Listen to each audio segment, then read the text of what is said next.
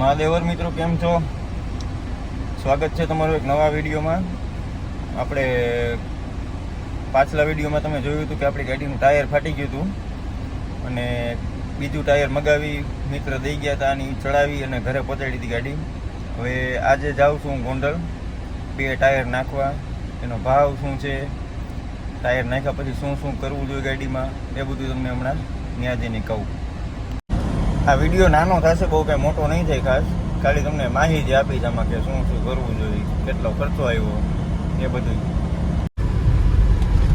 Traffic jam હો. આ road હવે બને તો સારું. હવે મારે જવાનું છે આપણે હાઈવે ઉપર ગુરુકુળ છે ને ગોંડલ, ત્યાં છે Shri Hari wheel alignment balancing ને ત્યાં ટાયર રાખે છે. પુલ નહીં ચડાવવાનો ગુંદાળા ચોકડીનો, એની નીચેથી ઉતરી અને રોંગ સાઈડમાં સર્વિસમાં હેલું જવાનું. આ ગુંદાળા ચોકડી એવી, ત્યાંથી સર્વિસમાં આવી જવાનું રોંગ સાઈડમાં. થોડાક હાલશો ના આગળ એટલે આવી જાય શ્રી હરિ વ્હીલ એલાઇનમેન્ટ. અહીંયા ટાયર ચેન્જ થાય છે અને એક મશીનમાં બેલેન્સિંગ થાય છે અને કમ્પ્લીટ કરે છે બે ભાઈ. એ હે ને, હા તો એ બદલાવું જોઈએ. સ્પેર જ છે ને? હા તો એમાં સ્પેરમાં જ જવા દઈ દો બસ.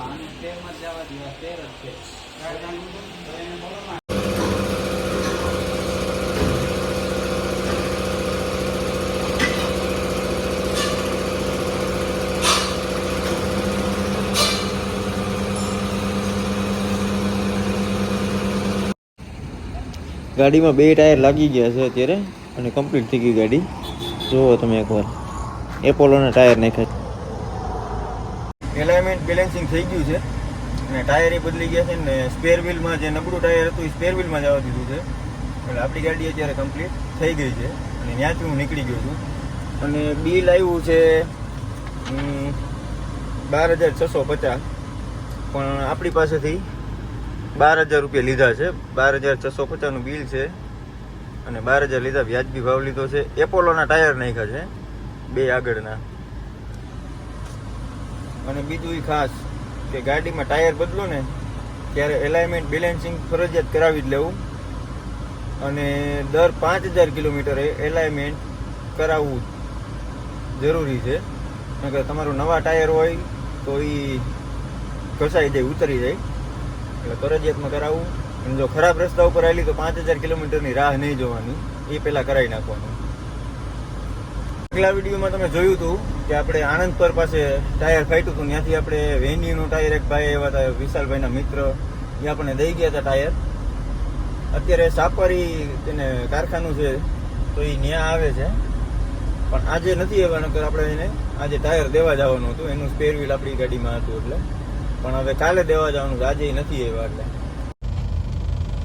પૂરું ટાયર આપણે સાપર દેવા જાય છીએ અત્યારે અને વચમાં ફૂલ ટ્રાફિક છે. આગળ એક્સિડન્ટ થયો હોય કંઈ ખબર નહીં શું છે, એ જોઈએ આગળ જઈને.